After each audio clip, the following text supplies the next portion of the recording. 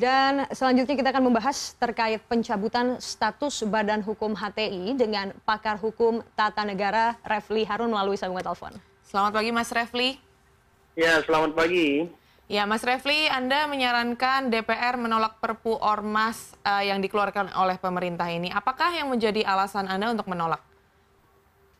Iya, begini, kita harus membedakan ya antara Perpu di satu sisi dengan adanya organisasi-organisasi semacam HTI di sisi yang lain.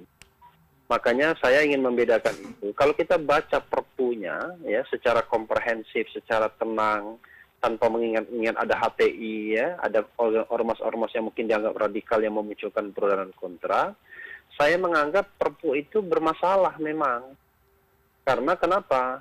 Karena Perpu itu semata-mata memberikan blanko kosong, cek kosong kepada pemerintah untuk bisa membubarkan ormas dengan alasan yang bermacam-macam. Bertentangan dengan Pancasila itu hanya salah satu alasan saja. Alasan lainnya banyak, mulai dari mengganggu ketertiban masyarakat, fundraising bagi partai politik, menggunakan lambang organisasi lain atau lambang internasional atau lambang pemerintah, lalu kemudian menyebar kebencian, termasuk kebencian terhadap penyelenggara negara. Nanti kita berbeda pendapat dengan penyelenggara negara, bisa dibubarkan ormas kita.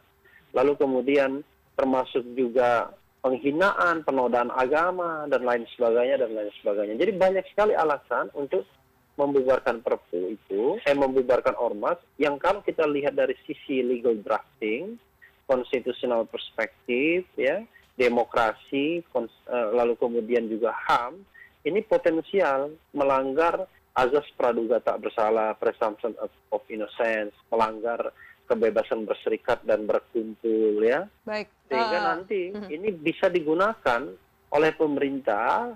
Kalau pemerintahnya misalnya otoriter, maka ini bisa memfasilitasi. Jadi kita jangan melihat bahwa pemerintah itu hanya Presiden Jokowi untuk 1 periode atau 2 periode, tapi ke depan kita kan tidak boleh juga menanam bibit-bibit atau benih-benih otoritarianisme di negara ini. Mahal demokrasi itu. Berarti Mas Refli satu suara dengan HTI dan juga ormas-ormasi yang kontra bahwa pemerintah ini bersikap otoriter dan juga terkesan keputusan ini adalah seperti menghina hak asasi manusia gitu, keberlangsungan keorganisasi yang ada di Indonesia begitu. Nah, itulah sulitnya kita bersuara ya. Ketika kemudian kita menentang, katakanlah tidak sepakat dengan Perpu, lalu kemudian disamakan dengan HTI. Jadi cara berpikir begitu adalah cara berpikir yang simplify, ya, melakukan simplifikasi. Saya termasuk orang yang tidak setuju dengan organisasi-organisasi yang menentang Pancasila, dengan organisasi-organisasi yang melakukan tindak kekerasan, ya. Tapi kalau memang ada organisasi seperti itu, maka lakukanlah penegakan hukum, law enforcement. Lakukanlah due process of law. Kan negara kita kan negara hukum. Jadi kalau misalnya ada organisasi yang melakukan persekusi, siapapun yang melakukan persekusi harus ada penegakan hukum. Negara tidak boleh lemah, tapi negara juga tidak boleh sewenang-wenang, ya kan?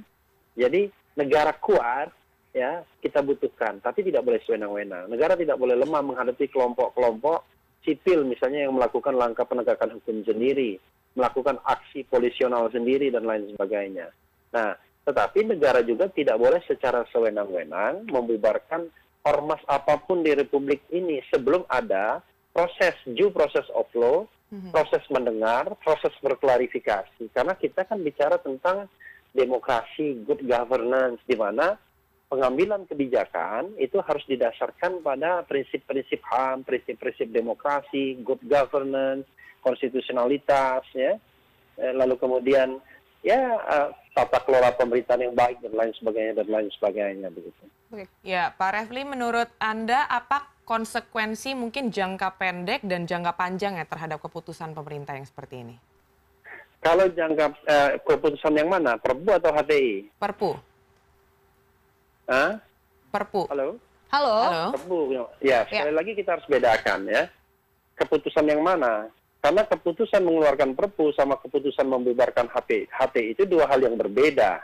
Memang pembubaran HTI difasilitasi oleh Perpu, tapi Perpu itu sendiri kalau kemudian dia disahkan oleh DPR, maka kemudian dia akan menjadi hukum yang berlaku terus-menerus kalau tidak diubah.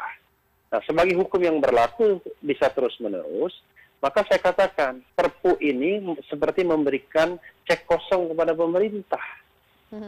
Jadi nanti tidak hanya HTI yang dibubarkan, semua organisasi yang mungkin tidak sejalan dengan pemerintah, dengan alasan-alasan yang saya sebutkan tadi, bisa dibubarkan. Nah, pertanyaannya adalah, apakah kita ya menyerahkan semata-mata nasib kita kepada kebaikan penguasa? Kan tidak boleh begitu. Dalam sistem berdemokrasi harus ada namanya kontrol, check and balances. Nah, salah satu kontrol yang paling dianggap netral adalah kontrol pengadilan, kan begitu?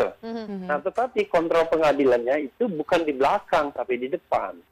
Bukan orang dimatikan dulu, baru kemudian memperjuangkan haknya di pengadilan, atau orang kemudian dirampas dulu harta bendanya, baru kemudian menggugat ke pengadilan. Tidak demikian.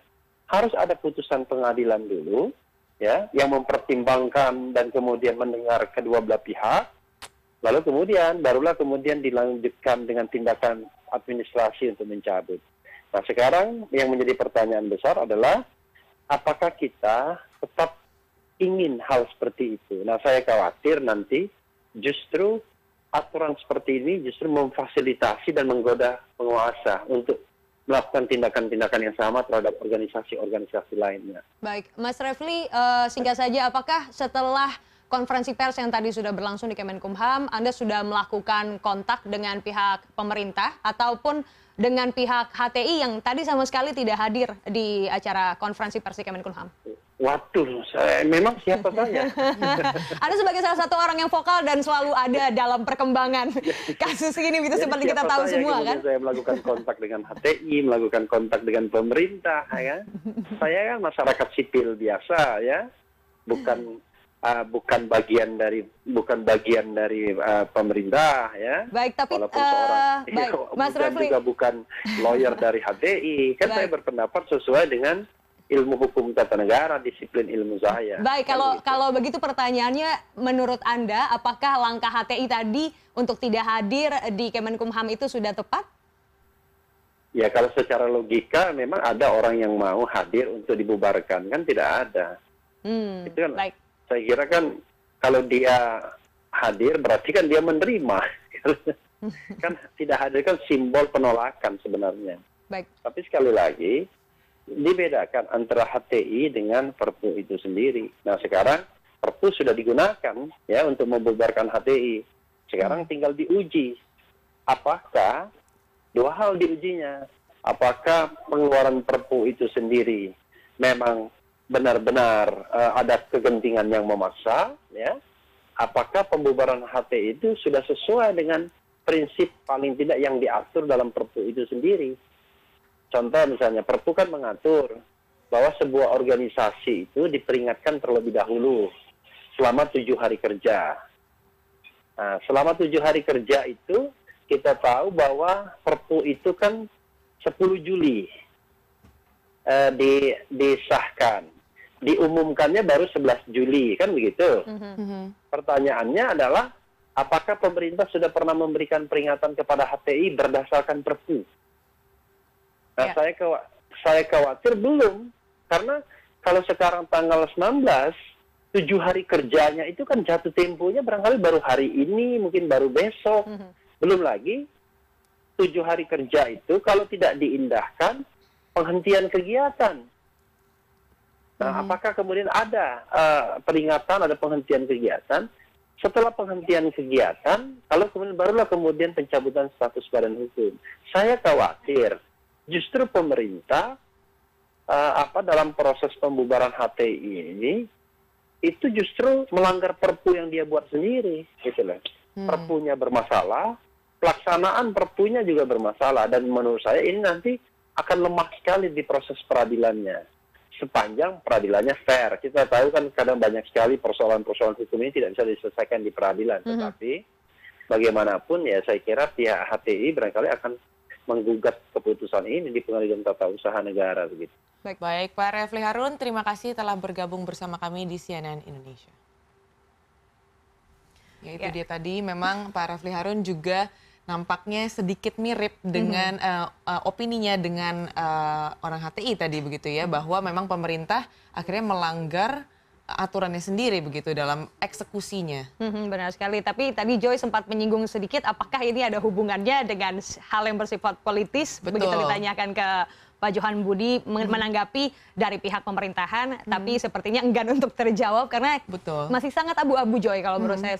Saya tidak mau beropini, tapi bisa kita lihat dari kedua belah sisi ini bahwa sama-sama mempertahankan asumsi ataupun pendapat pribadinya.